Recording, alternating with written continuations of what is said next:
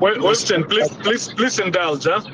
Before we continue, you mentioned in your opening regarding the topic of today that the former president Kenyatta is so inconsequential, and you said that part of the reason is he could not succeed in fronting or really making his preferred successor win.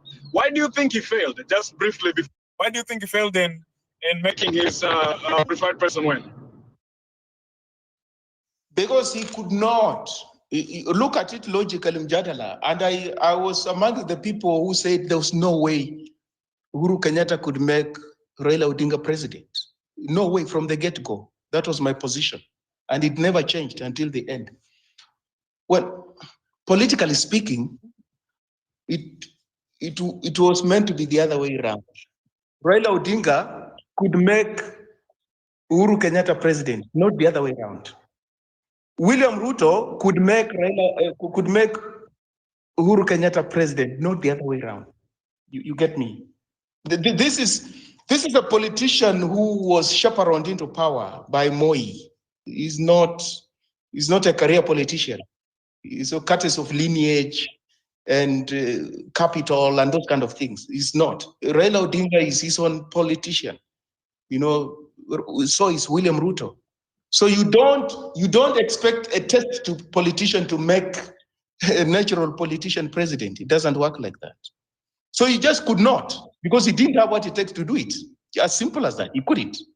He had been given things, appointed to parliament, made, I don't know, a cabinet minister, made, I don't know what, one of the KANU vice presidents, prime minister, just being chaperoned through the positions into power. So how can he make you president? He can't. And then it came to pass. He could not. So that's as simple as that. You need more than money to make someone president. Thank you. That it does make sense. Asante sana. Asante wasi naendelea kukaa hapo hivyo zidi.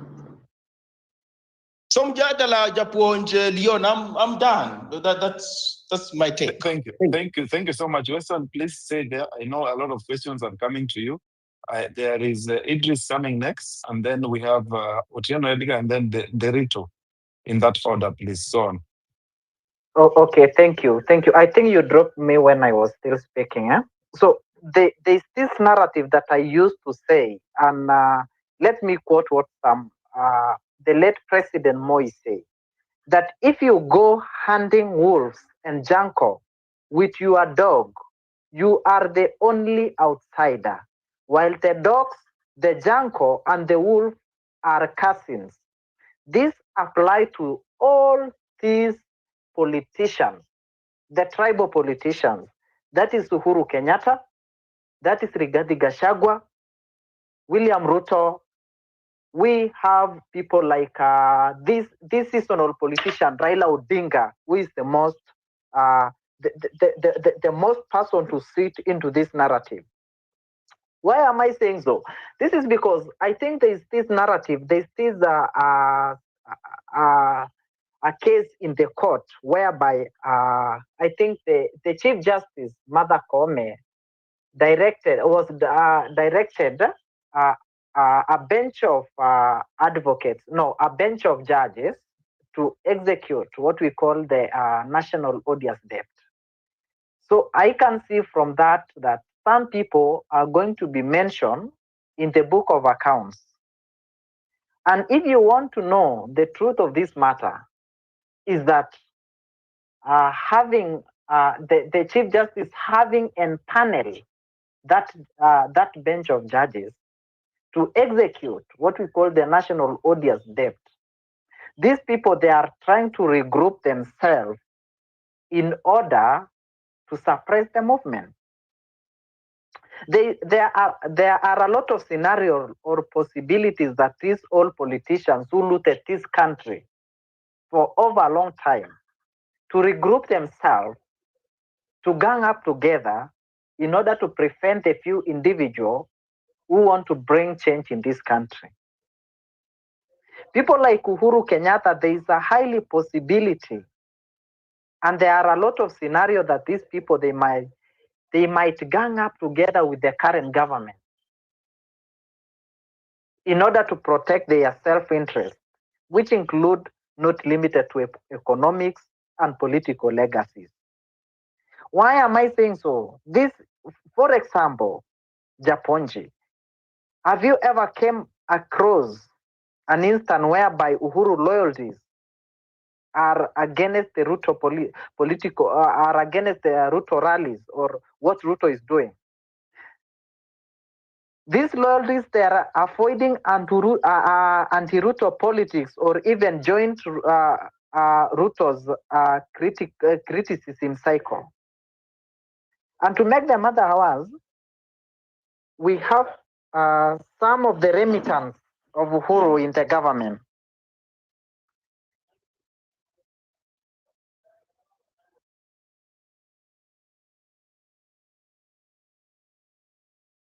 It seems like we've dropped Dr. Idris. The next speaker should be Otieno Edgar. Please take the mic. Okay, thank you everyone. Wananchi watukufu, kwa watukufu kweli, ndio hata mimi sioni kitu chenye utukufu yenye mko nayo hapa. Watu wanadanganyana hapa na tribal politics, ndio kitu chenye kila mtu atachapa hapa. There was a time a certain person asked me, are you really youths of this country want to change this country, or you are just yapping here and there, causing chaos in this country? But when you should do the necessary, there's nothing you are doing. Look how politicians are manipulating you. They cause division among yourselves. You don't support yours. Who is, like he asked me, who is the youth you are going to support right now among yourselves? Who is the youth you are going to stand with to support to become the president of this nation? You are saying that you want to bring change. Where are you going to come with that change if you don't group yourselves, if you don't reorganize yourselves? Mimi nilikaa chini na nikaangalia na ni kweli. The most ironical part, it is that hao watu wote wenye majenzi wanasupport ni watu wenye walikuwa kwa previous governments. Hakuna mtu mpya mwenye tunaweza sema ati this is one of our own as youths of this nation who are claiming that we want to change our country. We don't want to change our country. That is the truth. We are just hiding, pretending that we want to change our country, and there is no change we want.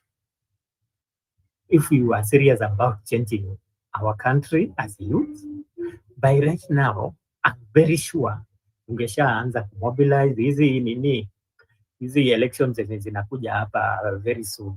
At least kuna mayouth zenye tungeshaanza kusupport, kumobilize. Tumejua huyu anaenda kusimama ile constituency, huyu anaenda kusimama pale ward, huyu ameamua anataka kuenda pale, na tunafanya mobilization, tunaenda kumkampenia, tunamsupport. But hapa Kenya, what do we do? Nothing. In fact, mtu akiomba pesa watu wanaanza kumock. We are forgetting that those developed nations, the government don't support, their governments don't support their campaigns. It is the public are the people who support their campaigns. Look at Trump.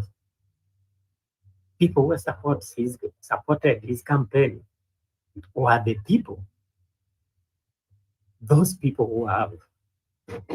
But hapa Kenya, tumezoea mtu akuja kupee chumvi ya 10, mtu akuje na kanga kupee mamako hapo, mtu akuje na 50 ya kupee, alafu unafurahia. Tunaona ati huyo ndio mtu wetu. Like now, if we want to bring this change, we must support one of our own, and we must come together. Let us stop this division, this pretenders which we are doing, which are experiencing. Most of the biggest problems are, the always obvious problems are these big influencers. The governments are using them to cause division because they know they have influence on other people, their fans who are supporting them. And that is what has been happening to us. Morara tried. lakini time yenye Morara alitend to ile nini ya wale ma DCP, watu walimnyang'anya relevance kweli kweli. Watu walianza kumtuzi, watu wakasema sijui nini, a traitor nini. The same people wenye walikuwa wanamtusi ndio the same people wenye wanataka Rigathi Gachagua akuwe president, wenye wanawasupport. Tusidanganyane.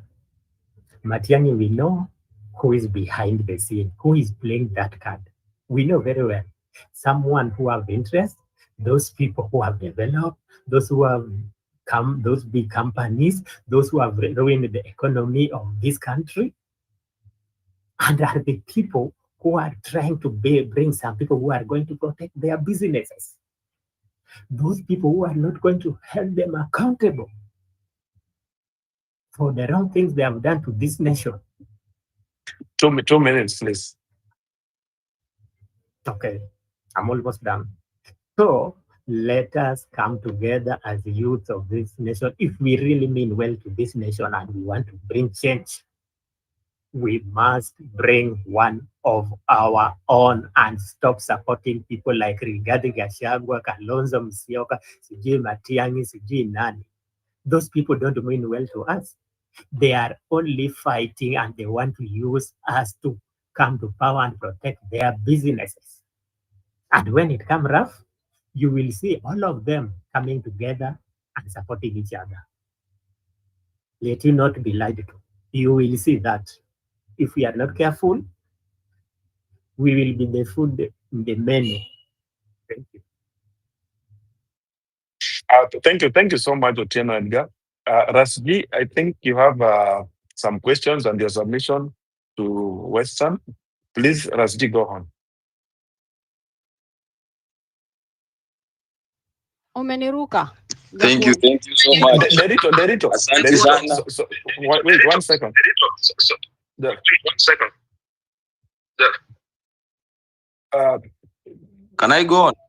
Derito, if you allow us, I think it's only just going somewhere. If you can allow him to speak before you. Thank you. First of all, let me apologize to Madam Derito. Madam Derito, kama nimeruka foleni, nisamee mwalimu. I know as an elder, forgive me. I just want to switch into something else. I think I came when my good history teacher Western was speaking, and this one I'm saying with a lot of history because Western wanatupea historia mahali nation imetoka na mahali penye inaenda. But then again, I'll just address 2 things with a lot of respect because first I've noted there is I'll call it a trend, a trend whereby kuna wengine wetu, sitaki kutumia majina, kuna wengine wetu ambao tumejipata kwa ule mtego wa if things are not working for the nation or for a particular group of people, then it is okay for the country to be like that. And I'm saying this because when I heard Winston give us history about individuals who have been in power, because as we talk today, we have to remember one thing that the late President Daniel Moi told this country, that Kanu will rule for 100 years. Whether that one is still happening or not, it's your business. But I've realized mtu ni kama sahi if we don't have if my friend Leo and Japuon I don't like Leo, neither do I like Japuon. Naona ama mjadala, lakini kwa sababu kuna kitu maybe inafinya ama inanyanyasa Leo na Japuon, then nitajitokeza tu huku kando niseme nitajitokeza tu huku kando na semi fulani ile. What I'm trying to say is that we have to remember the country is still at the pawns of these people. And even Uhuru, if you remember sometimes back in a speech in Kasarani when they wanted to pass the BBI. If you can remember when Ruto fiercely opposed the BBI. And even the BBI that he opposed, that was brought forth by Raila, by Uhuru Kenyatta, initiated by Uhuru Kenyatta. And you remember even one of the reasons why the BBI did not see the light of the day was by the fact that the court pronounced itself that it is Uhuru Kenyatta who initiated the BBI. The BBI it failed in the court because the court said it was initiated. It was not supposed to be initiated by Uhuru Kenyatta because at that particular time he was the head of state. It was supposed to be initiated by Wananchi themselves. But again today here, the BBI is in place because we have a constitutional or unconstitutional office right now ambayo Musalia Mudavadi amevacate. So these people wanachezaga tu na emotions zetu, na sasa sisi wakati wanacheza na emotions zetu kwa sababu kitu fulani inagandamiza Japonyo, mimi nitakaa hapa nifurahi. Because what I've seen from Western time to time with his sentiment, he can shift the blame. He will tell you how bad the presidents that came from Mount Kenya, how bad they have been. He will brand Mount Kenya names, but at the end of the day, atakuja hapa aseme, and I'm not saying that we have produced good presidents, but let's give credit where it's due. Sasa amekuja hapa ametuambia kuhusu stadiums, as if Kenyans were waiting. This is the first time we were. By the way, let me put it kwanza. Let me remind people, Japan, sisi tutakuwepo pale kwa stadium. I've been supporting Gor Mahia. It's Western. not that I'm going to not Western. Nitakuongeza dakika mbili, lakini nataka to focus discussion. Hebu tutoe story ya stadium kwa debate. Kwa sababu Western's main point was this, and he said it, and I'm going to repeat it because I think people sometimes misquote him. He said this, that these people are congregating together, the powerful people. Alisema hivyo. So now when he said the powerful people, hakusema ni watu wa Mount Kenya peke yake. He said even Raila inside of there. He said all of them. So how is it that what you're saying is different from what he said? Please educate me. Now, unajua mimi I've had Western from different forums, and it's not only here. Amesema. So I have. So have I. Kwa hivyo historia yako na yeye haijalishi, ongea tu hiyo jibu swali. Ni sawa, ndio nimeanza huko nyuma. Hata mimi nimeanza huko nyuma. Nimetoka story ya BBI ilikuwa na wakenani who opposed it. See, it was Ruto who opposed it, but right now he's busy championing, and there was at some point he wanted to bring the BBI. Tumekuwa hapa hivi. What I'm trying to say is tukumbuke ya kwamba this has been our fight always. It is our fight and it is our confusion. Na confusion yenye itakuwepo ni ya kwamba tutakuwa tunapigana, and even the way the differences are playing, everybody is ready to go back to the cocoons that we were talking, because even sasa sahi hapa amesema, by the way, Western is very okay with Ruto administration. That is black and white to see. Like for me, I usually tell it, don't go with very, very, very nice words. If you are a William Ruto supporter, black and white. Now, I think you have said, for me, I want to learn, because I came purposely for that. And I did not come to defend our people, no. But let us not help a certain political people to profile certain people, because that is what is happening. Raila Amolo Odinga has been in this journey, has fought for this country passionately. I've supported him before. He has done a very good job. But is he the solution to this country currently as things sit? No. Uhuru Kenyatta, when you tell the people here at hatakuwa na influence, you have seen what are you telling people at hatakuwa na influence? Uhuru has been operating in the shadow, even in this government. He still controls. You saw him even today went to State House, and the people are confusing even this meeting. This meeting, kuna watu na hizi ndio emotions lazima tutoe kando. Ni kama tu Uhuru alienda home. You saw him very comfortable. Even the posture that William Ruto was giving was like he's the one who is in a strange place. For Uhuru, that has been like home. Now watu wame protect kingdoms zao for a very long time. So for you to tell people that they will not have no influence, sidani, they still have the nini. So let me ask you. I'm going to interrogate your points here because I think it'll make for a good debate. You've just said, funga mic kidogo. Umesema kwamba you believe that Uhuru has a pull in the nation today. So can you substantiate that? Because I actually think, from where I stand, that I don't think he has too much pull in the nation today. If last year when he had the state machinery, he could not make Raila or push Raila to become the president, how is it that today, as he is today, even after the expressway exposure yesterday, or the other day, how do you think then that he has influence? Number one. Number two, based on what Western said today,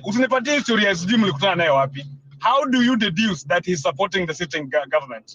Asante sana. Very well. Umeuliza kuhusu the individual Uhuru Kenyatta and how I didn't get your first part. I think you're trying to. Wacha nirudie kwa sababu you have said it. Actually, you just said it that it's not honest to say that Uhuru doesn't have a pull today in the nation. So I'm asking you, could you show how you think he has a pull in the nation today? Very well, very well. You have to remember this. Kuna wale watu wakati Uhuru alikuja mlimani na akatuambia ya kwamba na akaambia watu wake, in this region we've had always a caucus called the Limuru One and stuff. You are aware of all those things. And one of the reasons yenye ilifanya the mountain to defy some of this, because from where I sit, I don't think, I've always been a believer, I don't think the mountain really did not listen to Uhuru Kenyatta. What happened in this region, there was pure voter manipulation. A lot of votes for Raila Amolo Odinga were really stolen from this region. Na penye zilienda mimi sijui. Uhuru still holds a very, very, very, very big influence. Hata mtu mwenye akikwambia hapa, because even the current confusion, and that's why you saw when Rigathi came out, he was quick to go and form his DCP. As politics go, kwa sababu bado hatujajua Uhuru mwenyewe, even right now, Uhuru mwenyewe bado hajajipronounce. Na sijasema hivi kwa sababu, because there is the money factor in there. There is the money factor. The Kenyatas control a large portion of this country using their finance. Then they will have a say. Mtu asikudanganye hawatakuwa na say. A large people in Mount Kenya still are yet kujiassociate. The only thing imefanya ni ile silence wa Kikuyu bado wajajua direction. Even as we sit today, the kingpin question is yet to be answered, whether it is Rigathi Gachagua or still Uhuru Kenyatta. So don't be lied at hakuna. Kuna kitu moja nataka kurepeat kwa sababu sitaki kuwa mimi mwenyewe ati ndio naongea. There is something that Uhuru said during Kasarani. Na akaambia Ruto, kuna kitu inaitwa handover baton.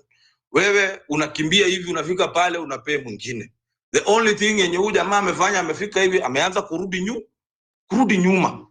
So whether William Ruto fixed that using the visit to Ishaweri, even what I agree with the Western, the visit to Ishaweri, that was a political meeting because it came at the backdrop. Wakati tu alienda hivi, we saw some appointment in the government. But the meeting today was purely a very different affair, and I doubt whether the politics of this country took stage. Lastly, Jakadala. Lastly, to my good country of the people of Kenya, hii country tusijidanganye mahali penye tunaelekea, na pia tusikae tukadanganya watu wengine ati to pop up in the presidency, itakuwa tu, because these forces will fight, the ones that we are speaking today. A person that mwenye ata control politics ya hii land na ambao watakuja kuamua marais wa hii Kenya, those ones I can refer to them as kingmakers, and I don't want them to be in the forefront there. There are two people. There is Rigathi Gachagua, there is Raila Amolo Odinga. If these two people can decide to sacrifice for the country and look for a candidate whom support, a not-tainted candidate, a candidate that can respect our constitution, then tell me we will be having a president. But as things are playing today, Baraga is on the other side, Kiomtata is on the other side, Rigiji is busy consolidating Mount Kenya, Raila Odinga is playing a chess under some corner and stuff. We still have a very long way. Asante sana Ras, Thank you, ulikuwa Ras. umesema unaenda kuosha mavyombo, enda uoshe vyombo, tutaongea siku nyingine. Karibu sana mwalimu Nderito. No, sorry. Mjadala, Nderito. Yes, Nderito, go on. First, kwanza mimi si mwalimu. Hiyo ni sijui kwa nini Ras ananiitaga hivyo. Ras, tafadhali stop. Secondly, umeniita elder. I am thank you very much.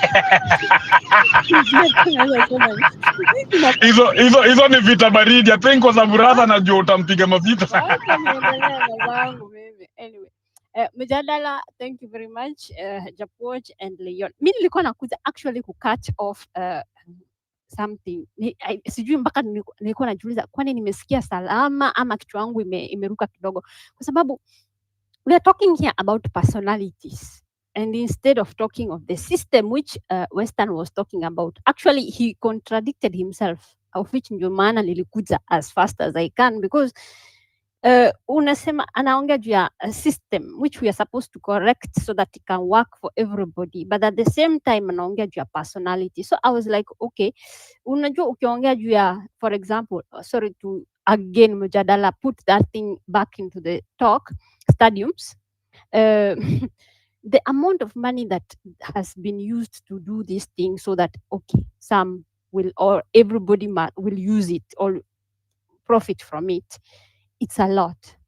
And the problem here is Wakenya sahi where they are in the situation which you go and ask a Kenyan, because kitambo nile you can ask a Kenyan to give you a 500 Kenya shilling, and it's possible anaweza kupatia 200, because depending na kama ni mtu wa kuuza nini mahindi hapo nje anaweza kukupatia less, but at least akona pesa. Sahi it's very very hard to ask money even from somebody who has money.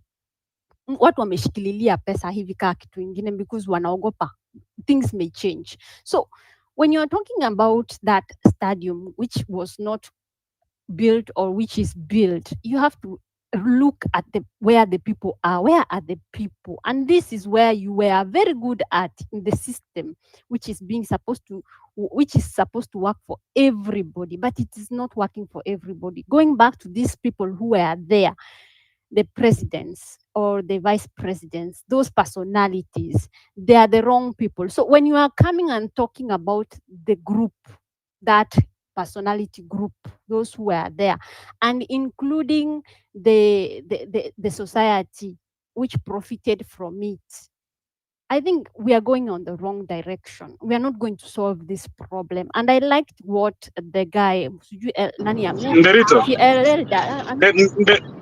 Nderito nikuulize, but again today we are having this discussion, but the underlying theme has been being honest with ourselves as Kenyans. So let me ask you, is it possible to talk about politics in Kenya or even policies in Kenya without talking about personalities? We cannot go to people. We cannot go to policies if we have not changed the people. That is the fact. And the problem is even the system itself, it's disobedient enough not to put us into the right track. We are on the wrong track with this. All right. So let me give you an example. Two systems that are failing us in Kenya right now are the judiciary and the police. Can we discuss them without talking about the president and his cronies? Sinjo ninakwambia, the whole system is falling apart because it was pegged on the people. This is what I'm trying to explain here. So if we want to correct it, we really have to change the fact that we know that huyu ndio the right anashikililia hii place. Like the other time I talked with Mwite and I asked him, what can we do so that the judiciary can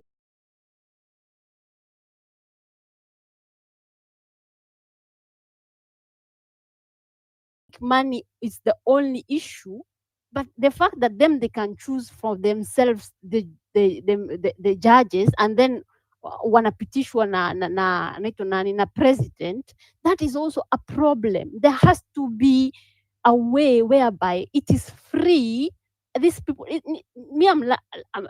how can I say? It's like when you're in a school. Let me use that one because we need a teacher.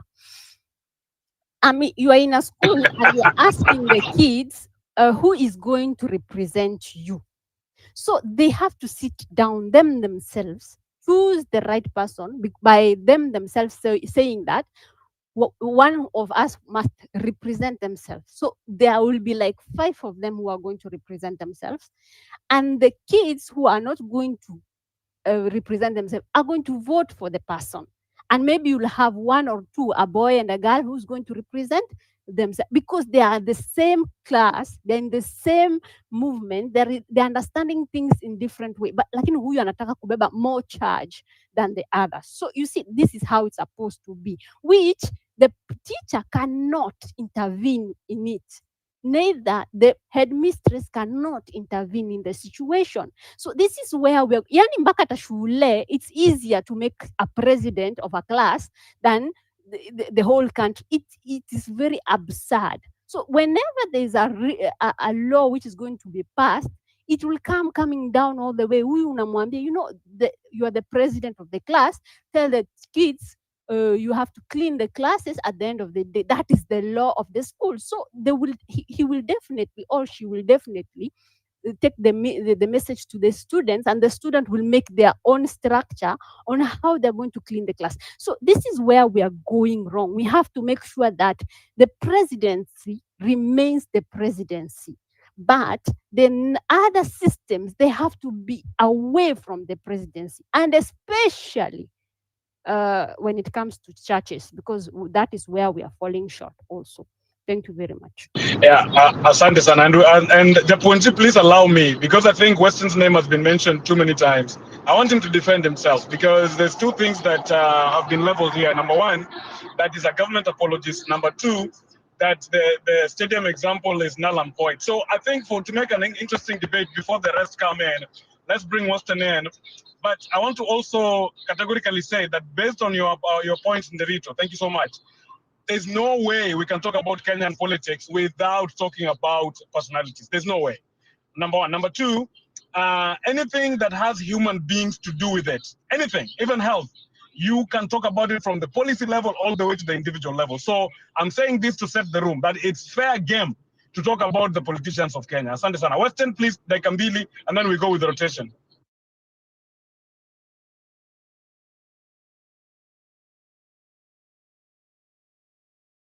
Weston, sijui kama umenisikia? Weston, if you can hear me, please.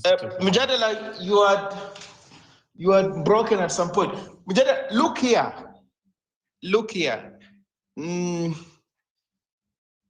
If you look around, some of us battle with justice, this concept of justice. We battle with fair play. We battle with objectivity. We do. And that's why, you see, if you go to court to seek justice, what do you expect? You expect the judge or the jury or the bench to look at issues objectively in the interest of justice, not to have made up their mind ab initio from the get-go, that this accused person will go to jail regardless whether there's evidence or not. They will go to jail. This one will walk regardless whether there's incriminating evidence or not. They will walk. It can't be. That's when you come out, you feel hard done by. If you are the victim seeking justice, you say, no, this court has brutalized me. It's the same thing in life, because you become a dysfunctional human being when you look at things hopelessly from a biased perspective. You make no sense. There's no sense you make. And that's why, if you say this is the worst government, I will tell you, okay, So let's go to sports. Sports count in any society. There's sports diplomacy. You can boost youth through sports, and some can go ahead and make careers out of sports. So it's not some small matter if a government invests in sport. So I ask you, this so-called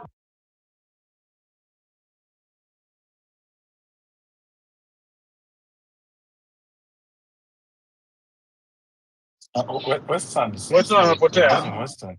they were comfortable with the fact conflict of interest was allowed in government. You could do business with the government as a president, cabinet minister. It's the other day when this bill of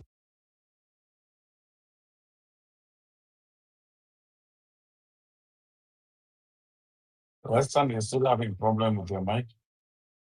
it was fair game. Government resources were fair game. That's why people have held positions in government are billionaires in Kenya because of that lacuna.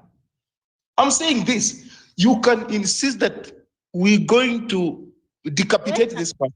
Can you repeat what you have just said, because it has just cut. Mimi nimesikia lacuna tu peke yake, tafadhali rudisha nyuma. Western, you are lost at some point. Okay, Please, if you can just retract 1 minute ago. There was no law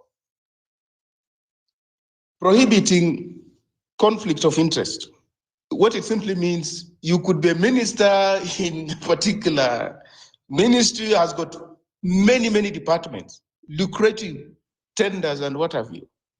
And just award yourself those tenders through your children and your wives, your concubines, your relatives, your brothers.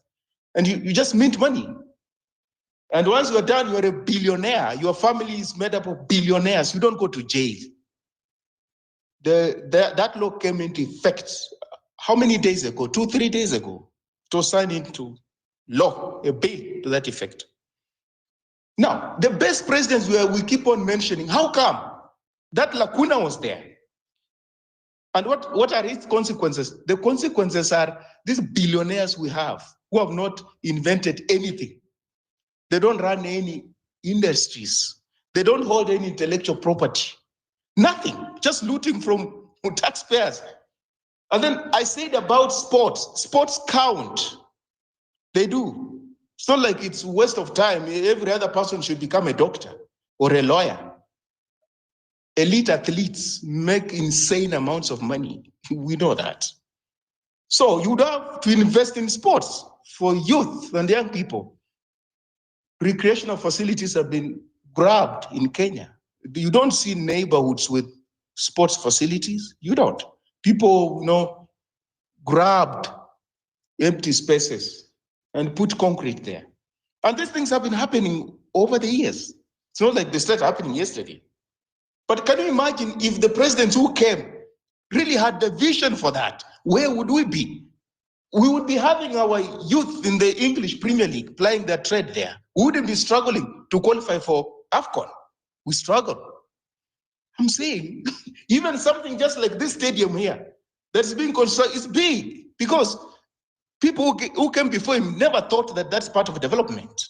They didn't think it was part of it. Some people will say they looked at it from a tribal perspective because people who play football in Kenya, you know which tribes they come from. So, but you see, Western. That's why people think you're a Ruto apologist because of a statement like that. What would you say to the critics? Because they've said it here that they think you're a Ruto apologist for saying things like that. That a stadium all of a sudden makes him much better than the previous president. Not much better, Mjadala. It's not a comparative analysis. It is debunking the notion that is the worst president. I'm actually debunking that notion.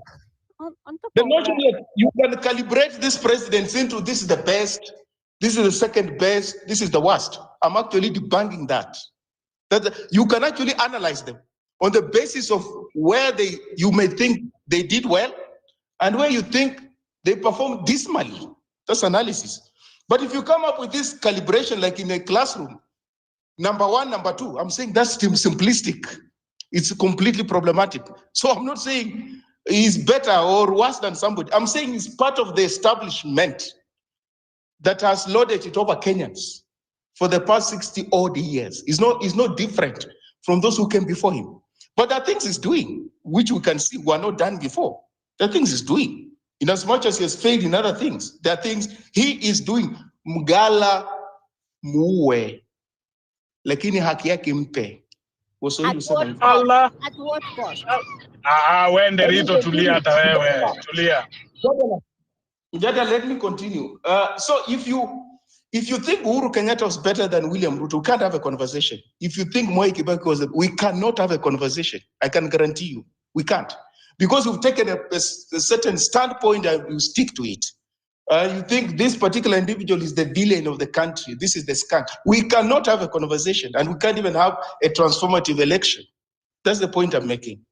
And therefore, that will make you, if you can't listen to others, you just profile them, that you're an apologist of. But Mujadala, even in a democracy, even Hitler had support. So that's also part of democracy, that people have support. You dislike them. People have support. Thank you very much. I just wanted you to clarify that, because I've seen people actually have called you apologists here. So I think you've done a good job in the way you framed it. Now it was very, very clear, and I think people should hear that, because I think people. Huh? There's this question which you try to answer. Can I just chip in a little bit? The question about system. You are spot on. Systems are not inanimate things. Systems are about people. Systems are about cultures. Systems are about ideologies. Systems are about history. So you are right. You cannot talk about a system the same way you talk about a machine. Even a machine, when Boeing drops from the skies, they go and look at the people who invented the machine. Is there something they did wrong?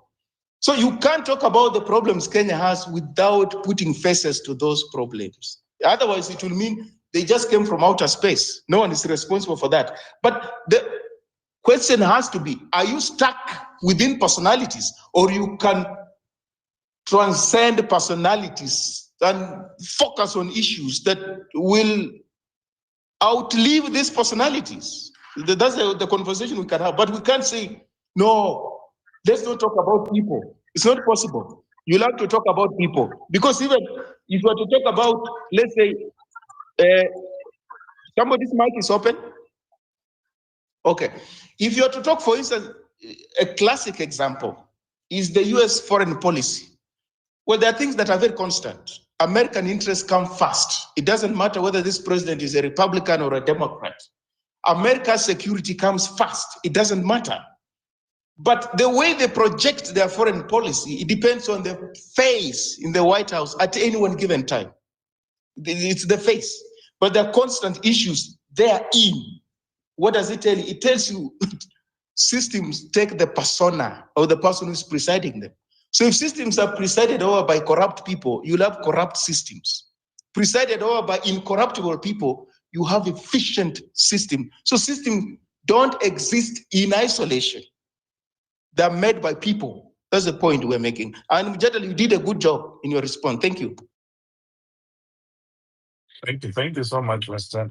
We'll go to Dr. Idris. You have 3 minutes, as you can see on the top, 3 minutes each, and then we go to Wanda. Wanda, you've been here for some time. Please go after, and then after that we go for Fabish. Thank you. Okay, thank you. Because you dropped me when I was, the network dropped me when I was still talking about the handshake or Uhuru Ruto season 2. That there's a possibility of Uhuru and Ruto reuniting at any moment from now. And this is not out of forgiveness, my brothers and sisters, but it is out of necessity. It is out of necessity. In political sense, there is something called legacies and economic empires. And having said that, the political elites' influences are at a stake, and even the fiercest rival can unite under a self-preservation. These people, I think they are not after the citizens, or after the citizen interest, but they are after their own interest. At one point, you will agree with me that these people, they will gang up and they will reconcile not because of the interest of the society, or not because of the interest of Kenyans, but because of their self-interest.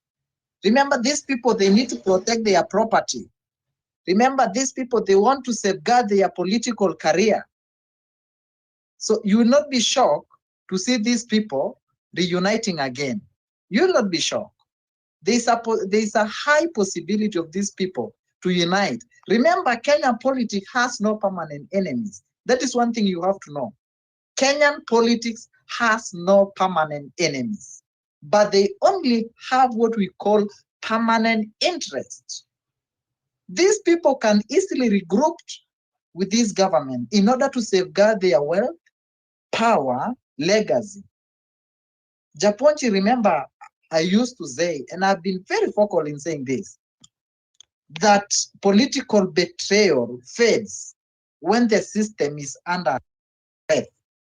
When the system is under threat, the political enmity, it fades away. It fades away. Never be shocked by the handshake, because those are just political survival tactics. Never be shocked. And let us not be fooled that these people, they will never again reconcile. That is a fantasy. That is a fantasy. Uhuru Kenyatta had parted ways with Raila Odinga. But what's happened in 2018? What's happened in 2018? These people, they reconcile because of their personal interest. What's happened between Raila Odinga and Kibaki? They parted ways. But after post-election violence, what's happened? In the year 2022, Raila was very firm with his stand. After the election, what happened? You will not be shocked, my friends. You will not be shocked. There's no real permanent in politics. But there is what we call a permanent, there is what we call safeguarding personal interest. Safeguarding personal interest. So as I wind Doctor, ni steam imeisha ama ni aje? Umerudia hiyo kitu for 3 minutes bwana. Twende point nyingine tuendelee. So I was saying that we need, us as the citizens, we need to watch very clearly and we need to be very, very alert. We need to be very alert with these people. Having said that, I don't think whether I have any other thing to say, but there is a high possibility. Let us not be fooled. Thank you. Thank you so much, Dr. Aidens. Jadala, I think I had missed Wino is here, Justice is here, and then Fabish is here. Wanda is also here. So let's look at the first person who was here. Let's give it to Kowino, and then we go to Justice, and then Wanda, then Fabish. Fabish, you have to wait a little bit. I'm sorry for that. I had forgot. I could not see them. Thank you. Asante sana Japonyi. Nilishangaa mmeniruka bwana. Hii power bwana. This is how power gets people drunk. I was supposed to go after Anna, but it is okay. Me I understand how power works. That is because I've been on the losing side for way too long. So I know sometimes navumilia tu. Bwana toa points hata kulialia bwana. I'm also happy that my brother Fabi is here na RSG pia ako kwa space. That means tunaweza maliza hii space kama tumeambiwa asubuhi tunaenda maandamano. That is a very good sign. Kesho tunaweza enda State House. That's said and done. Mimi nilikuja hapa for very few things. First nilikuja kuambia Japonji was saying something when Risasi was making his submissions kitambo sana. That anasema Lugoza wako in government, that the 69 billion imekuwa allocated Nyanza, does it mean Lugoza are not in government? I wanted to ask Japonji that hiyo pesa ilikuwa allocated illegally or legally, and is it a right or a privilege? Because kama tunafaa go along that line that you must be in government in the allocations, the deserved allocations, that is your rights zikuwe allocated, then we are far from achieving what we want. Number two, another thing yenye ilileta hapa sasa ile yenye ilifanya kabisa nikafinya request Mike. Niyo mambo na stadiums. You know, daktari want me not to mention it, but mimi mambo na stadiums, mimi kama shabiki wa ball 001, you will not drive me away from that. Japo kwanza nimesikia, this is the second time you said that, and that's why I picked the mic. Ulisema Talanta Stadium ni pesa ngapi na Emirates ni pesa ngapi? Keep in mind I'm an Arsenal fan when you are answering about Emirates. Arsenal Stadium is 453 million pounds. Kenyan $1 billion. At Arsenal Stadium ni ngapi? Around 450 million pounds. Emirates Stadium was completed in 2006 for 390 million pounds, and that was 2006. Now compare na sahi, unafikiria value ya 390 million pounds in 2006 is the same na sahi. Talanta Stadium, it is like 44 billion Kenya shillings. That is approximately 200 and Seating capacity. Seating capacity at Talanta Stadium is 60,000. Ya Emirates ni 65,000. Talanta Stadium is approximately 272 million pounds. So mambo na stadium, tusiongee vitu mingi. Stadium ina consist a lot of things. Weka inflation mpaka sahi tuone kama itafika $1 billion. Mambo na kuconstruct stadiums iko na a lot of things. Unajua, if you are not so much into football, you won't know these things, vitu zinahitajika hapo ndani na facilities. I'm not saying hakuna corruption in Talanta Stadium, but on one thing I want to agree with stadium with Western is that tusipuze sports, especially football, na revenue inaweza generate for a country. Ukiangalia kama like Brazil hosting World Cup 2014 alone, I think tourism sector will generate like $1.2 billion, I think, if I'm not wrong. You can check. Isn't vitu zenye ziko Ivory Coast, I think tourism sector will generate, what was the amount? It was around what was it? Tourism sector, I think it generated like around $25 million. So kuhost kama hiyo AFCON 2027 ikiweza kuwa Kenya, the people that travel along their countries, West African people wakitoka huko South Africa wakikuja huku kuwatch to AFCON peke, it changes the livelihoods of people. It might not be much venye tunataka, but it does something. So tusikae hapa tuseme hiyo Talanta Stadium iwache kujengwa sasa juu kuna pesa imeibiwa na nini. Yes, tunaweza fuatilia the corruption in it, but the stadium must be completed. Tuache kukaa tu like tuko rigid to everything bana. Football is everything.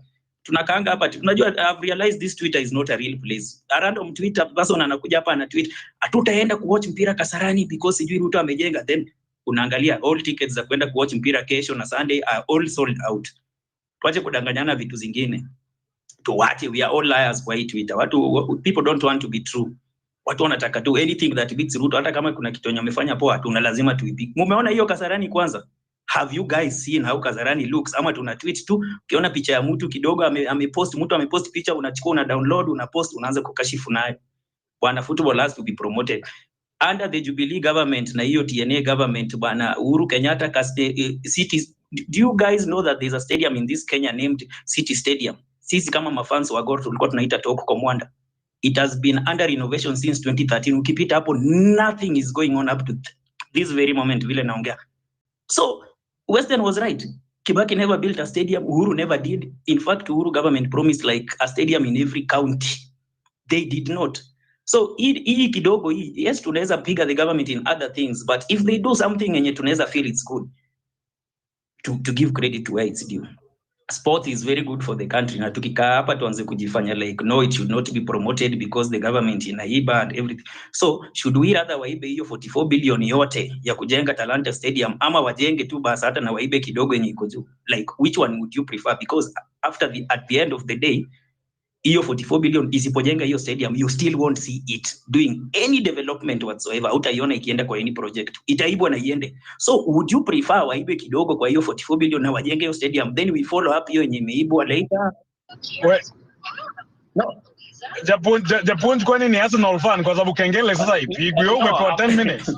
Nimerudi sasa kwa Kenya. So that's why I'm asking mjadala and Japunj and Leon, like, would we rather hiyo pesa yote ibwe tusione what it is doing, ama would we rather watujengee hiyo tu Talanta, then we follow up on the money yenye imeibiwa later on? Lastly, Kowino, to answer you on that, yes, before when I would rather people not die because there's no medicine in the hospital than you go to that stadium, which has I agree with you on that. I would rather also people not die. But even if people before the stadiums were not built, people were still dying in hospitals because there were not medicine. I'm not saying people should die. That's an hypothesis, but go on. Oh, okay, sawa. It's an hypothesis, but these things have been happening, and you agree. Even if hiyo pesa haingejenga stadium, niko sure haingepelekwa kwa hospitals. We know this government, tuache kupretend, haingepelekwa kwa hospitals. Ungesikia tu kuna mtu amenunua saa ya sijui 1 billion, unashangaa hiyo saa inaonyesha clock ya binguni ama ya Mars. But that is what happens. Lastly, I want to say, lastly, Japwods, I just want to say that I'm happy that Uhuru met with Ruto, because it is a good thing. It is a good thing that now people are saying it is for wame meet because of mambo ya DRC. It is nothing else wameongelelea. Like there is leaked footages of vitu wameongelelea zote. So people just assuming like how is being defended on that. I think I love it. It is good for the country. Thank you. Thank you so much, Owino. Justice, go on, and then Wanda in that order. Then Fabish, thank you. Yeah, for the first time, I will have to agree that X-Space is just another interesting, useless place, but it's fine. We still have to use it because that's what we have. We actually talk about individuals and systems based on their convenience. There are many people here that say, oh, let's not talk about people. Oh, let's talk about systems. But when it's convenient, then we have to combine them. It does work. I mean, it's a free space, so we can definitely proceed sharing that. The part that I have a big problem with is the one where Western boldly, with a lot of confidence, indicated that we never had the issue of,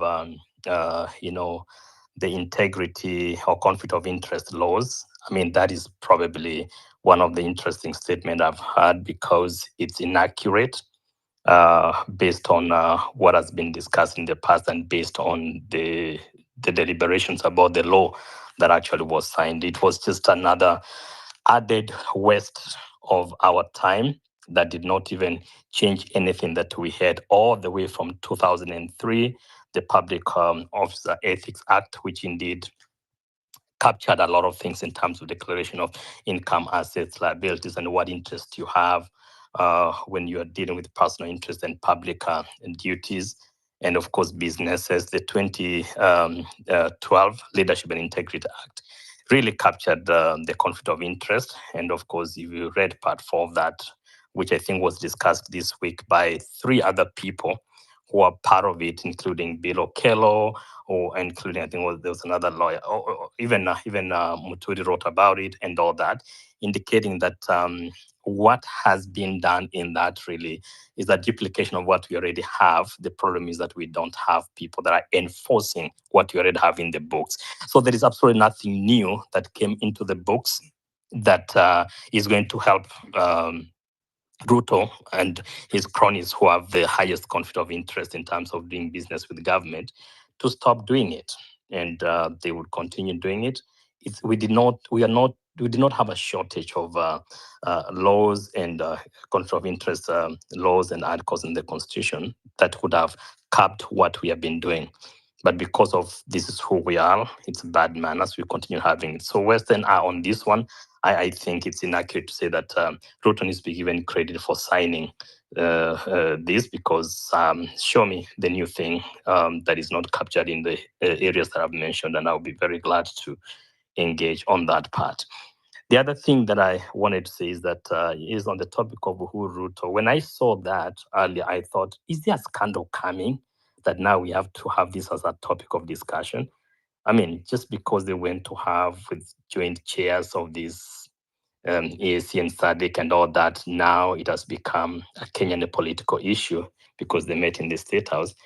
Usually when I see those things, I either start watching for something different. There might be either a scandal in the offing or there's one that is being covered, because now this has been picked up to be such a serious thing, including Peter Kaluma, that now, in my opinion, has become one of the serious tribalists.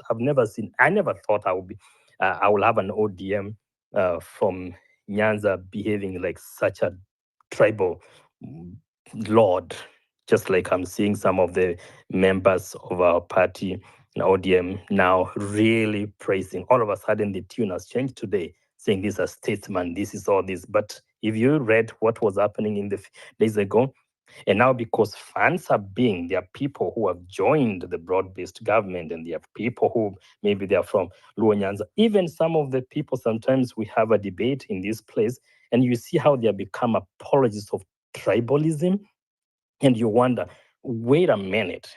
So it's a reverse. It's like what we used to call reverse racism. So it's kind of a mix of things. People can talk. There's the question of whether Western is a Ruto apologist. He sounds like one. He may not be, but he actually. The more and more he keeps talking and giving examples of the things and comparing and shutting us down when we are talking about that this is the man for the first time in the history of this country has made us to be listed as the country that is actually top on the list in Africa in terms of money laundering and supporting terrorism. The man with very worked up priorities, the man that can even stand in front of church and tell that he has taken out 400,000 youth outside the country. And that is why now you're having what we call, $100 billion in remittances. That has gone up. And we sit and clap and say, oh, yeah, we can compare him with the past. In my opinion, and for the little time that I know about the president, and both in reading and living, this is the worst thing that I have ever witnessed.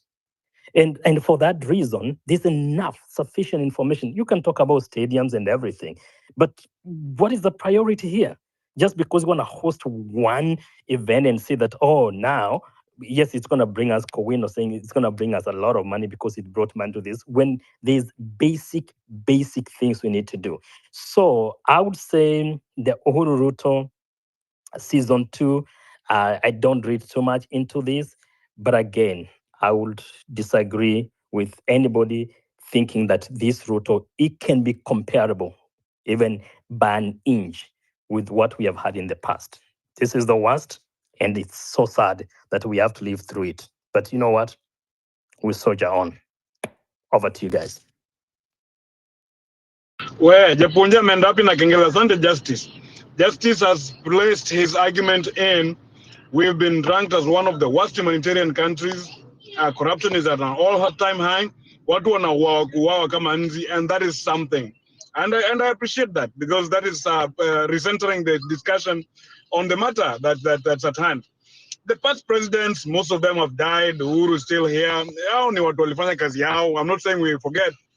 We can bring them to book, but this discussion can be centered on Ruto according to Justice. Hayo ni mambo ya Justice. Asante sana. Tuko katika, nani alikuwa amepewa fursa ya pili ya kumfuata Justice? Ilikuwa ni Fabish ama ni nani alikuwa next hapa? Ama ni Wanda? I think it was Wanda. Fabish, go ahead anyway. Mjadala, but Okay. give me a right of reply, Mjadala. Right now? Tulia kidogo, acha kwanza Fabish aende alafu utaongea Western. Fabish ongea. Acha kwanza Fabish ongea. It was Wanda. I don't know whether Wanda is still here. It was Wanda and then me. But if you have dropped, then that means Wanda, it's my turn. Wanda akona network mbaya sana. Basi sawa. Asante sana Leon, Mjadala na wadau wote ambao mko hapa. Nimekuwa na wakati mzuri sana wa kusikiza mjadala wa leo, na nasema kwamba ni mjadala mzuri. Ila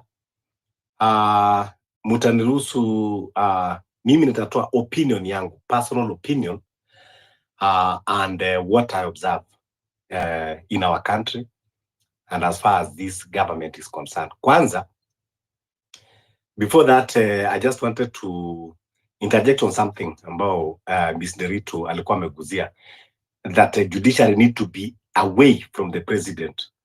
And I want to tell her that it is not possible, because we are practicing what is called presidential system of governance, where the president is the head of state and governments. So literally, this is to tell you that the president is the head of judiciary, the president is the head of legislative, and is the head of the executive. But if we are maybe to go into the parliamentary system, that is now when we can have a president who is only the head of the state, and we have the prime minister who is the head of the government. So as far as we're in the presidential system, there is no way there will be total independence in judiciary or legislature. or those, because those other arm of the government fall under the head of the government, which is the president. Two, watu wameongea about the stadium, na pia mimi sitapita bila kuzungumzia. Kwanza, in my own opinion, I think I say that this government, something is wrong in their brain, and if William Ruto ati kutengeneza stadium ati ndio ni achievement, then that means tuko nyuma sana. Tuliona World Cup ilifanyika Qatar, and we saw a kind of makeshift stadium where walikuja tu wakatengeneza na container, temporary, and wakamaliza na ikashika shughuli yake. You don't have to put all the fortune ati kwa mchezo. And juzi tumeona serikali ikisema haina capitation, that now you deny children education to secure their future in the name of kutengeneza sports. Hata kwako nyumbani huwezi kuniambia utaacha kulia watoto chakula watu wanulie mpira wakacheze because mpira ni nzuri kwa watoto kucheza. That is nonsense, totally rubbish. Then I want to agree with Western that William Ruto is not worse than the other president, and neither is better than the other president. Is worse just like the other president. We have never had a good president. I want to agree with him totally 100%. And I want to agree with Western. We always share this. The problem that we have in our country is about the system. And as long as we continue retaining this system, we'll never get it right. Hata tungoje baka 2050, 2060. 2027, it will not be better. And even 2032, it will not be any better. That is the reality. We have to be honest to ourselves. William Ruto is not just brutal because it's William Ruto, but it's because he's supported by this system, because the system itself is brutal. Tukiongea mambo ya kutengeneza, lacuna of the laws or the laws, now tunaongea kwa ati sahi amesign the conflict of interest bill into law. Okay, let's give that a benefit of doubt. But what about the other laws? What about when we see police shooting and killing people? And a lot of things happening. When the law is against it, we see protesters being shot at. A lot of force being used on them, even when the court has pronounced it very clearly. Kuwa, do not shoot at protesters, do not even use tear gas, do not use force. So, it is not about the law. It is because the system that we inherited was the system to oppress. So, mimi bado nashikilia mali huwa tuko. Kenya, we have never attained independence. What we are having is still a trait of the colonial regime. So until we now do away with this colonial regime, then tunaweza sasa kuongea kwamba tutabadilisha nchi. Lakini as it stands now, 2027 bado tuko pale pale, hata tumlete nani, bado tuko pale pale. It is until we overhaul the system and we bring the system that works for the people, the system that listens to people, and the system that gives power to the people. We keep on saying let us reform police. From police force tukasema police service. From police service tukasema maybe uniform. From uniform tukasema maybe nini. But we are not getting it right because why? The concept of the police, the foundation of the Kenyan police ilitengenezwa ni ya wakoloni, ilikuwa ni ya kuoppress. Na sasa ikakuja bado ni ya kuprotect wakoloni weusi. That's why every time the police is working for the regime of the day, not working for the people, not serving the people, not giving service to the people, but giving service to the regime. That's the way the colonial police used to practice. So, lakini watu kiongea hii atuelewani. We are so much excited about election. Right now, unaona kila moja now, I've gone mad about election. 1 term, 2 term, everybody now is excited. Sijui Rigathi, sijui nani, this is my candidate. It's not different to what happened in 80s and 90s.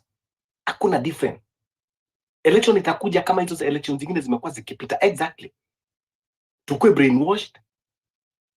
They play reverse psychology on us. Sasa nikimalizia mjadala, unaona kama saizi to me, where I stand, William Ruto has already secured himself a win in 2027. That is no doubt. It was only Gen Zs that they could have bring this change. But William Ruto, in his intelligence, he maneuvered. He went to the parents. Aliwacha Gen Z because aliona Gen Z, they're hardcore. I cannot talk with them. I cannot negotiate with them. They already understand all this evil that is happening in this country. Now I go to their parents. He went to their parents, akawatishia watoto wenu, they'll be killed, watoto wenu fanywa hivi. And now akakuja na kitu naitwa empowerment programs, because that is the format that have been used, and you cannot use it in this new generation. You still need to apply to their parents. Ndio akakuja sasa, ndio anazunguka kwa patia 3,000 handouts, and he has already conquered it. Nowadays wazazi tu akisikia maandamano kidogo unasikia maandamano hizi tena fanyika nchi because tutauawa, watoto wetu watauawa, hakuna tena kwenda maandamano. He has already conquered. That is exactly all he wanted. He played it, shaped vizuri, and now we have it. And I'm telling you, there is nothing that is going to obstruct him from winning this election. This election is going to win, is going to steal in whatever means, and nothing will happen. So that is the reality. Not unless tukuje na way of changing this system through revolution and overhaul the system is now tutaanza sasa kuwa. Lakini hizi zote kila wakati tutakuwa tunakaa stadium, sijui tunaambiwa nini. Juzi tulikuja tukaambiwa about 6,000 ambao walikuwa wapatiwe vijana. I don't know in which format. Juzi nikimalizia, uliona mama ambao alikuwa anachenjiwa diaper na mtoto wake, and yet William Ruto was singing every day that now he have what we call these kind of people who are supporting healthcare, caregivers, and that the government now is paying the caregivers. Where are those caregivers when a child of 9 years and change diapers ya mamake? And you cannot tell me that those caregivers, they are not in that community. Where did they just disappear? And then tulikuwa tunaambiwa kwamba pesa wanalipwa vizuri sana. So hizi mambo zote za manipulation na nini, it is because of the system. So not unless we change, we overhaul this system, bado tutaendelea na hizi mjadala mpaka tuzeeke, wajukuu wetu tu atakuja with the same mjadala. Asante sana mjadala na the host.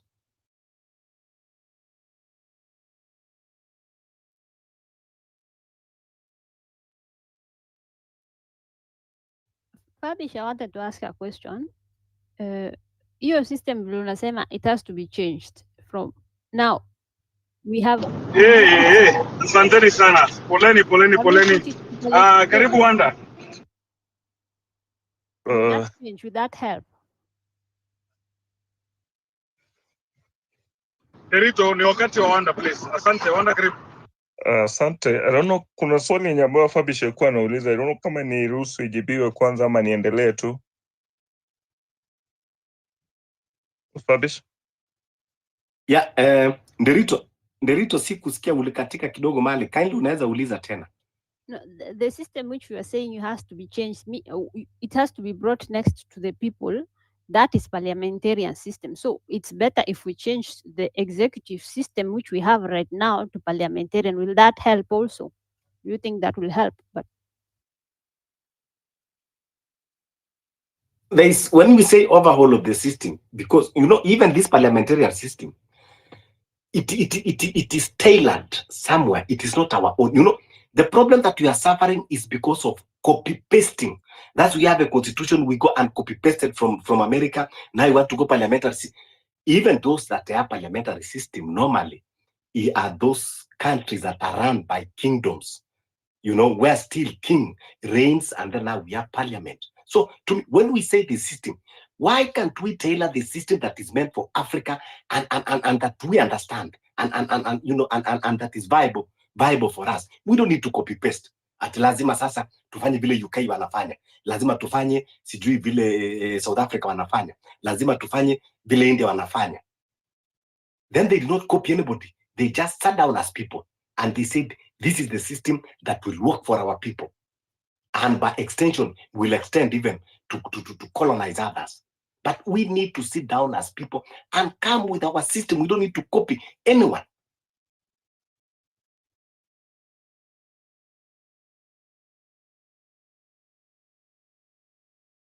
Asante Fabish. Wanda, ulimaliza kuongea? Wala ndio nilikuwa sasa nataka kuanza. Aya, sawa. Asante. I'll pick from the two facts, Fabish, the system presentation, and this football idea. Just buy a leaf from it. I'll try and equate it to what Nabongo did during colonization period, or the collaboration and the anti-collaboration thing. This guy was given a bicycle and decided, among other things, and decided atauza watu wake, atauza region yake, and allowed easy control of his region at the expense of neighboring communities that he believed were not on his side. Now, when I look into our submissions, alafu tunasikia tunaanza kusema eti afadhali huyu ameiba tu, lakini anatuonesha kitu fulani hata kama ameiba, then it leaves one with so many questions or unanswered questions, like what are we people going for? What are these that we are holding as values that we want to pass to the generations? Or what is this exactly that we want to see changed in the community?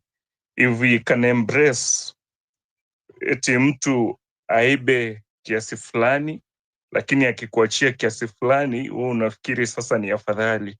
That this person, you had 200 shillings, then you are celebrating that at least this guy has given me 70 shillings, alafu akaiba 130. How do you defend, or how do you justify that kind of an argument that we are better off? There is something that we can show that as compared to the other. And at times I look at it and imagine as a teacher that I have a class of 40 learners. Then this learner comes to me and tells me, do you know, teacher, this time round I was able to beat so and so. Najua fulani alikuwa amepata 58 out of 500 marks. Unaona mimi teacher nimepata 98. Sasa mimi niko afadhali. These two people are failures. So amna pale ya kujustify kwamba afadhali mimi nilipata 98 out of 500 na yule mwingine alipata 58 out of 500. You are all failures. You need to go back and work so that you give us better marks.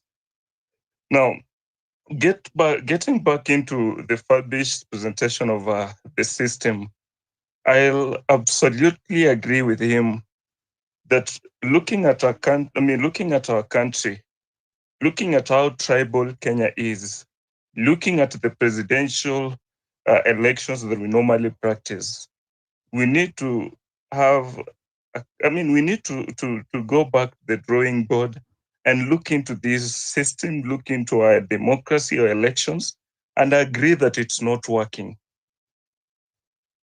We need to sit down and figure out how do we craft a system of leadership that will be able to exploit the potential that we have, that will be able to bring the best out of either tribes or out of we the people, but not have a system that looks into the population, looks into the people, and find a way of dividing these people further. And in so dividing the people further, you end up creating a class of the haves and a class of the have-nots, or you start having a group where a certain individual looks at the other, or a certain community looks at itself as better compared to the other. It all starts and ends with the way we play our politics. I think we ended up embracing 100% what was not meant to be embraced. The system is not bad. The style of leading, the style that generally the system is not bad, but not good for us. We need to go back on the drawing board and be sincere with ourselves, be fair to ourselves, look into the setting of look into the community, the Kenya itself, look into the challenges that we have, look into the composition that makes up the nation, then figure out how do we lead ourselves. Because if we continue the way we are playing our politics, if we continue the system that we are having, we will never get to where we want to get to as soon as possible. The other thing has probably end to the yielding of the mic. I'm also looking into how we are looking at Uhuru meeting with the president. I don't know why we are struggling not to look at it from an angle of it is an AU initiative to bring peace in the region. Because the ESC SADC joint meeting, it's not even a Kenyan thing. It's not an ESC thing. It's not a SADC thing, but it's an initiative of AU to bring peace in the region. Remember when we had these conflicts in Ethiopia or the Lake regions, we have not had peace for some times. The Congo the Congo as a country as well being in these mix. So therefore, it's not even a Kenyan thing. It's not an ESC thing. Therefore, looking at it, then we are struggling to bring politics in it, struggling to imagine now there is a handshake, struggling to imagine that we are reading or we are trying to imagine the things that probably are not even there. I'll imagine we are a political country and we'll always look at anything from a from political point of view. Lastly, as I yield, nafikiri politicians kufikia sasa hivi hawana shida yoyote. Shida ya Kenya kwa kiasi kikubwa ni sisi wa Kenya. That because like you listen to a number of presentations, there are persons who will imagine and you will hear them you will hear them submit in the sense that when our region was being attacked, when our people were being killed, you people said nothing. So we are okay. Whatever that happens, we are okay. Sasa unaangalia such kind of reasoning and thinking, then you imagine because someone did something that was wrong to you, should I now celebrate or should I keep quiet when the same thing that was done to me, and imagine no one is talking, felt bad that no one is shouting and raising voices? Sasa wakati namfanyikia yule, nimkumbushe, nimwambie, unakumbuka hata wakati wangu ulinyamaza, sasa wacha na mimi pia ni nyamaze. I think we are to blame. In any other time these politicians mess with the country, any other time things don't go as they should be going, tunafika mahali tuna embrace vitu fulani ambavyo sivyo. If I'll buy Gachagwa's word, it's either our time to eat or we are now as part of the shareholders, so they are not having shares, wacha wahangaike. Or if I go the Uhuru style, sisi ni wakati wetu tutakula nyama, wao wacha wameze mate. Wacha we get to a point and address what is bad as bad without looking into the history that I was also there. So it's your time, you are there. So face it and struggle with it. We end up giving through passes to politicians. The more we remain divided, the more we celebrate peanuts, the more we celebrate something, the more we celebrate an individual stealing from us and end up blessing it in the sense that this guy has stolen just a fraction, but he has equally given us a fraction of what. Come on. Allow me to yield on that point. But Western, I like your presentation ila leo uliteleza. Celebrating or imagining that, yes, 2018 we had a chance to host the CHAN, then tukashindwa. Ruto has given us that CHAN. The mgala muwe, the haki yake mpe. It's a totally different story from what we're having. I'll not look into someone who is not doing things right. Then imagine it kwa sababu fulani alishindwa kufanya na huyu ameiba na akafanya kiasi. Sasa I celebrate this person now. Instead, if it's delivering the studies you should deliver or they should deliver kutokana na pesa zinazohitajika. Uhuru failed. That is, to me, a candidate who got 58 marks out of 500. That failed. This one has given us a stadium, but we are imagining the value, I mean, the budget is, hiyo pesa imezidi. To me, that one is, I mean, based on what you just said, huyu ameiba lakini akatupa kiasi, then to me, this is equally another failure. So these two people have failed. We can never use them we can never use them anywhere close to the marking scheme of delivering. Yes, umetupatia stadium, lakini ulifail. Umetumia pesa ya kutoa stadiums ngapi? So Uhuru failed, Ruto failed, still at the stadium aspect. So they have both failed. There is no one to use and say you are better off. Mjadala. Shukran sana mwalimu. Mwalimu pale anasema kwamba ndio, hata kama Western ni mwalimu one of the very good wanafunzi hapa leo kateleza kidogo. Haya ni maoni yake, asante sana. Naona kwamba host, hebu niongezee host tafadhali. Host amepotea hapa, niongezee co-host, tuendelee na mjadala. Mjadala huko kambambe kabisa. Nataka nimpe Western muda kidogo, kisha Mark, alafu nitampa Abdullahi. Western, Mark, Abdullahi kwa hiyo order. Asanteni. Ningeomba ya kwamba nije kabla ya Western kwa sababu nina hujuma na maswali madogo ambayo nafikiri labda ningesema kabla Western hajaongea. Ukinikubalia tafadhali. Ni sawa kabisa mhubiri, karibu. Masalale. Inshallah. Tena asante sana kwa kunikubalia kuingia jukwani kwa wakati kama huu. Ya kwanza kabisa ningependa kuambia ya kwamba saa zingine mimi ushangaa kwa kuona ya kwamba sisi na viongozi ambao tunawahujumu wala kuwakosoa, saa zingine tumekuwa ni sawa nao.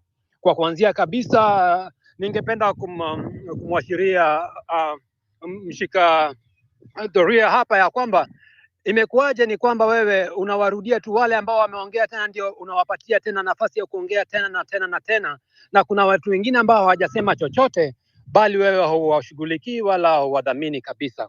Hiyo ni kunionyesha ya kwamba sisi wote ni kama tuko tu sawa, tukipewa opportunity ya kufanya jambo wala kuongoza katika jambo lolote, tutakuwa tu ni kama wale ambao tunawahujumu wala au kusema ya kwamba wale ambao tunawakosoa.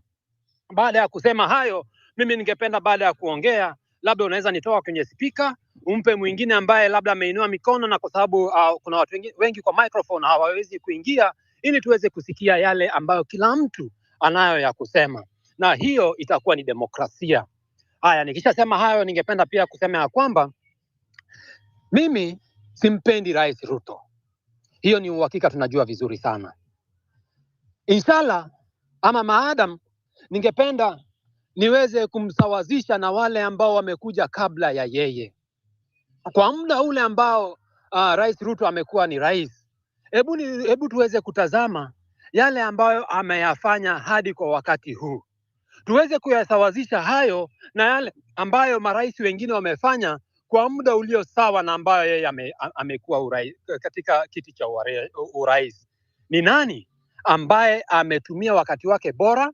Ni nani ambaye who has the best marks up to the point that we are right now?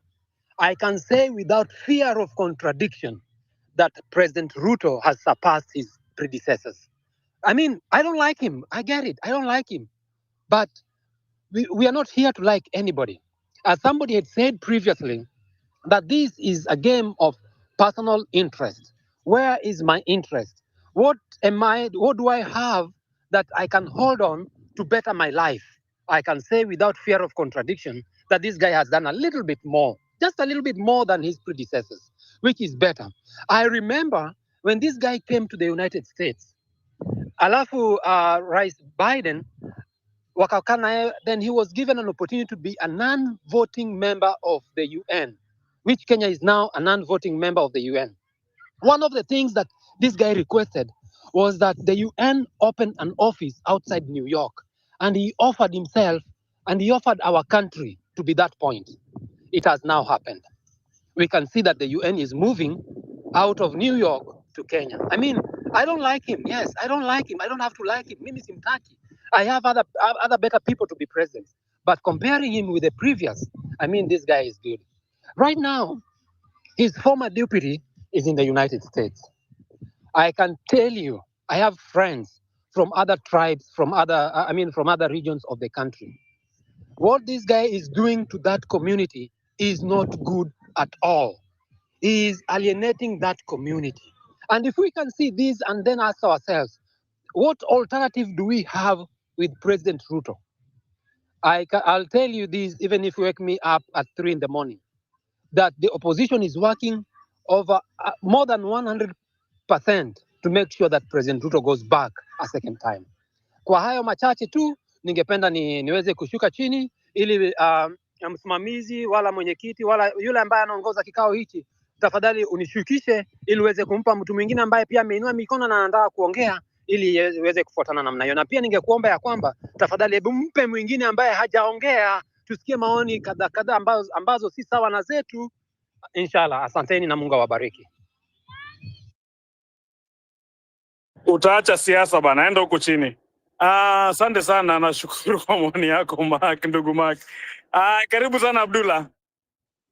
No, subiri kidogo. Western aliuliza, alitajwa, tumpe fursa tu arudie kidogo.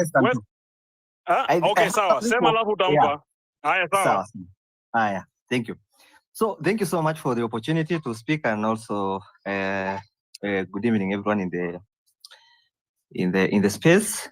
Leo mumeguza mlima, yani sports, because I'm also a sports person. So I think we need to talk about facts today.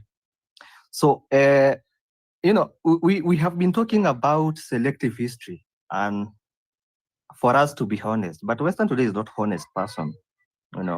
When we talk about let us be honest, then let us be honest. Uhuru is a crook, but he built the SGR. So should we now forgive and forget Uhuru's corruption in SGR and also the expressway? Because at least tunaona ndio ile tuko pale, lakini aliiba tunaona. Should we stop criticizing Uhuru? Kibaki is a crook also. I think we went to 207 clashes because of Kibaki. But Kibaki had universal education, and it was and I was there. Yeah, ilikuwa free one. I know it is taxpayer money. So should we? And it was corrupt because a lot of you funders of free education started pulling out at that time. So tuweze sasa kumwacha Kibaki tuseme is not a corrupt. Tuliona hiyo, at least mimi nilisoma na corrupt, nilisoma na free education, huyo tuachane na yeye kwa sababu mimi nilisoma. So that was wrong. Another thing, now William Ruto apparently deserve credit for us hosting CHAN. Do you know Kenya was given a rare chance that has never happened in CAF history, to be given 3 times. We postponed CAF, postponed CHAN 3 times because of Kasarani that was not up to standard. Uhuru Kenyatta was not given that opportunity. It was one stance. It was not possible. We go to another country. But it has never happened in African history for a government to be given 3 times. It was postponed 3 times. So if other government were given that opportunity, we could have been having stadiums. It has been postponed 3 times. Now let's go to sports. During Kibaki's time, it was the first time that we signed the super sport. So Kenyan talent were being shown worldwide. So why are we not giving? Because we said that other guys did not do anything for sports. Bajaber right now, tungekuwa na sport, angekuwa naenda Simba, could have been going to Europe. Right now we cannot scout our players because Uhuru Ruto, especially because it went during the time of Uhuru during 2017. But Kibaki also deserved that credit because that was the first time Kenya Premier League was broadcasted with Super Sport. That was in 2008. The first Kenyan to win the UCL was in 2008. During this time, there's no Kenyan even. We have seen also in Uhuru's time that we had Olonga in Real Betis. We had Wanyama all over there. Now, the last time Abdul ukiwaambia the first Kenyan to win Champions League, pia unaweza waelezea ni nani, because some people don't know. McDonald Mariga. It was in 2008. So, and these are things, if talent was there, and actually Kenyan Premier League was doing very fine at that time. Until Ruto came out, ICC people, and they just... But Abdul, I wanted to tell you that it was 2010, not 2008. Okay. Inter Milan. No issues. Thank you so much. You 2-8 ilikuwa United, and I am actually a United fan, so you pressure to up kuongea. Thank you so much for that. The other thing is, the last time we had a KPL team progress in CAF was during Zuhuru's time, and it went to quarter-final. If we want to talk about sports, and if we want to compare regimes with sports. Tangu huyu jamaa kuje hata hatujaingia. Okay, there was that reason because we were banned out of FIFA. Another thing because we are in debt, because we are not in super sports. Atulipwi. We are in debt. So actually Gor Mahia was cancelled out. License ilikataliwa. Now, let us talk about one last thing. We are hosting CHAN. In 2017, we hosted actually a worldwide event. But apparently this CHAN is something William Ruto deserve to be clapped. It does not. Any regime could have done that if they are given 3 times to do it. And if we want to go up about sports, I believe Kibaki's time was much better in terms of sport in Kenya, and in terms of Kenyan Premier League was top, and we had so many talents outside Kenya. Thank you so much, and I yield back the mic. Now you see, you folks see, Kowino, before, yeah, just give me a second. Now you folks see why, yeah, give me a moment here to mention something. Now you precisely see why I told you not to go down this stadium thing. Si mnaona sasa kwenye tumefika. Mimi nataka kwanza Kowino najua nataka kuongea kidogo, but Western, if you could just say something about this stadium to close it na tumalize kabisa, tuachane na hizo tuendelee na story. Kwa sababu tutashinda hapa, lakini huyu mwingine mmoja alijenga sijui mataa. Huyu mwingine alipanda mamiti sijui kwa expressway. Tutashinda hapo. Kowino and then Western aongee. Alafu kidogo mjadala just ndio Western akikuja, manake hiyo ya stadium. I just want to refresh memories that Moi built a stadium. It was called Moi Kasarani Sports Complex, and we even that time we were privileged kukuwa na kitu ilikuwa inaitwa All African Games. So does that make Moi a good president? I think I wanted to respond to something in Abdul amesema. Abdul, you mentioned mambo na sports and Gor Mahia being license ya Gor Mahia being revoked back in 2023-2024 wakakosa kucheza ile inaitwaje CAF Champions League. That was not because of government's failure, to honest. I'm a staunch Gor Mahia fan. That was because we failed to meet some of the rules of CAF. We failed even to pay some of our former players, and they sued us to CAF, so CAF can revoke your license. So that was not a government problem. It is because the club as itself ilikosa organize it, could put its house in order. But anyway, I'll give it to Western. I also think that we are being unfair. Sidhani kama Western alisema Ruto is a good president because he has built a stadium. I don't think so. But anyway, I don't hold speaker for him, so he's here, he'll defend himself. Because I also said that we cannot say stadiums isijengwe just because pesa inaibiwa or because it's not an important thing. Sports is equally important. Tuseme tu pesa ndio isiibiwe, but kama inajengwa ijengwe na the valuation yake and everything, every single shilling ikuwe accounted for. Yeah. Western. Well, Kowino, I couldn't have put it better. You see, my reading of politics does not have words like good or better. I don't use those words. I don't. Or forgiven. I don't use those words. Those are your own words.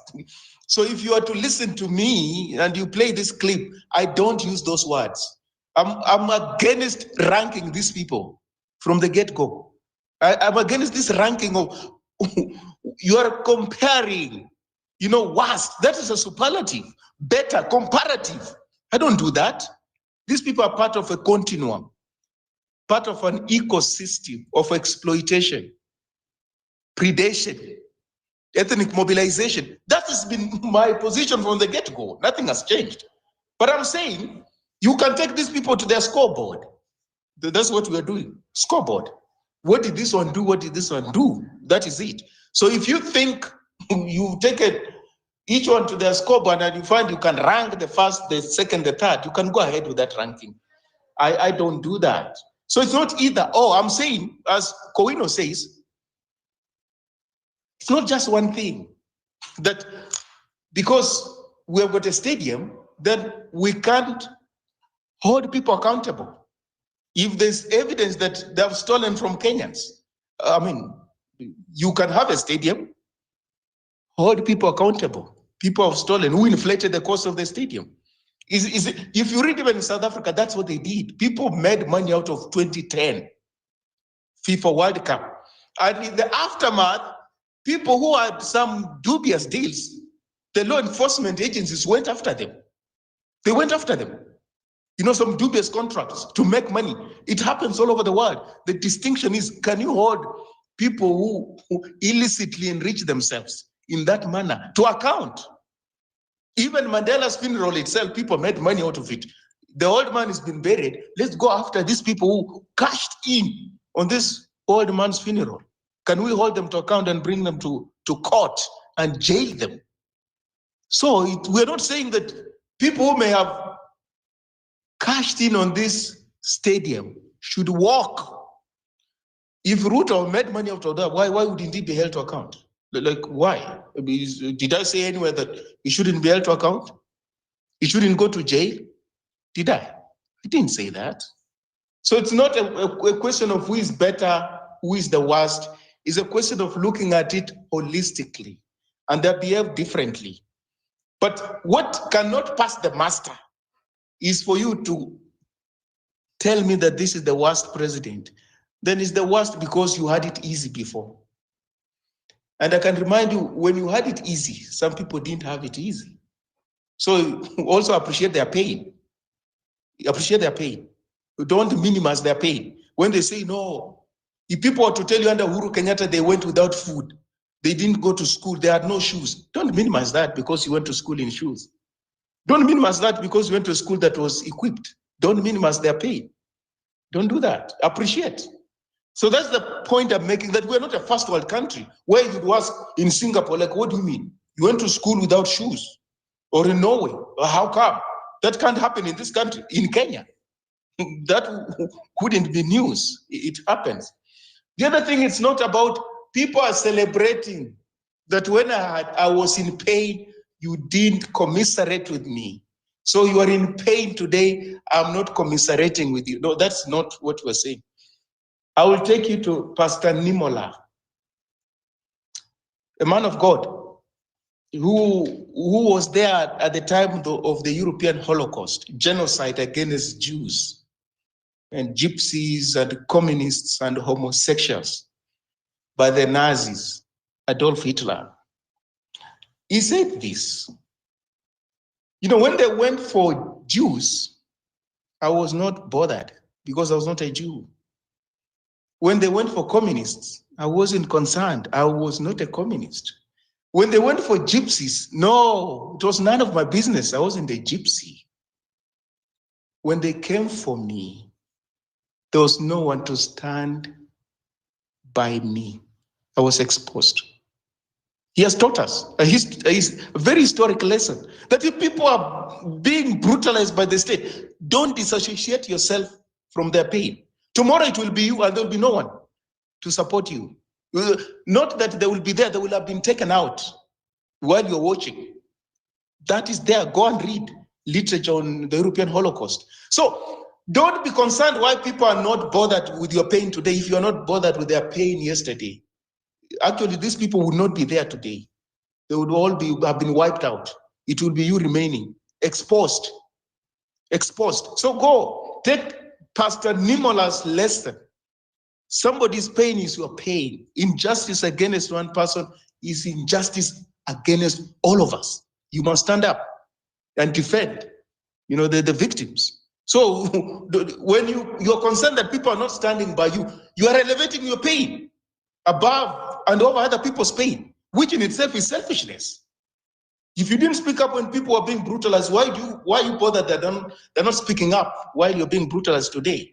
Are you sure even they're alive? Actually, they could have been taken out. You just exposed. And therefore, the villain would have it easy to take you out. Mjadala Kowino, there's this thing people talk about called prime cabinet secretary position. I'm going to talk about it. Because, again, we've got short memories. Our memory is even shorter than the one of a cell phone, which is problematic. We paid a price for skullduggery. Skullduggery is fraud in politics. Let me remind you, because you cannot be a competent engineer if you don't know the history of engineering. You cannot be a competent lawyer if you don't know the history of lawyering. You cannot be a competent doctor if you don't know the history of medicine.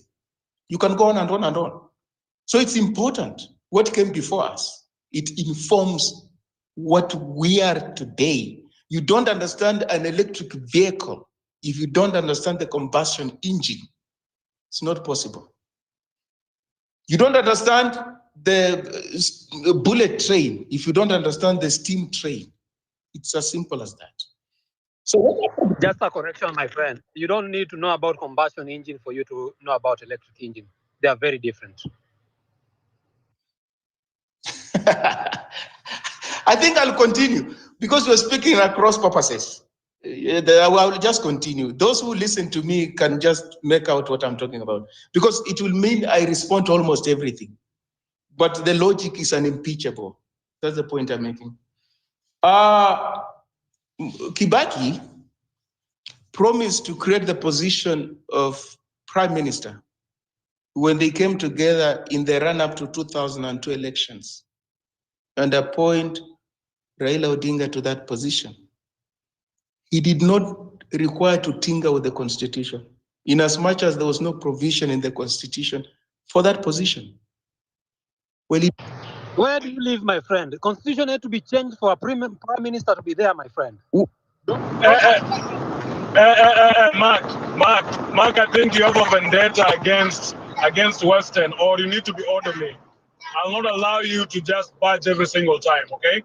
So please let Western end, and then if you have an issue with him, just raise your hand and you'll talk later, just like everybody else has done it. So Mark, please stay in order. Mark, Western, you have 1.5 minutes, and then we keep going. Thank you. Mjadala, I'm glad because I don't know what that is meant to do. Mjadala, listen to me, Kowino, listen to me, and Lior. That was a gentleman's agreement. It didn't require change in the constitution. That's why I'm saying history is important. Otherwise, you're just groping in the dark. You don't know where you're going. So when Kibaki reneged on that promise, it took violence for that position to be created. Violence and loss of lives and property and displacement. Whereas that position could just have been created without any Kenyan life being lost. Why? Because it enhances trust among the political elite. And if the political elite operates on the basis of trust, that trust percolates into the rest of the society. The divisions you see in any given society usually emanate from the political elite fracture. That's what it is. And then people dissolve into ethno-regional enclaves in defense of one of their own. It's not a Kenyan thing. It's even a global thing. So if politicians can't work on the basis of traditions,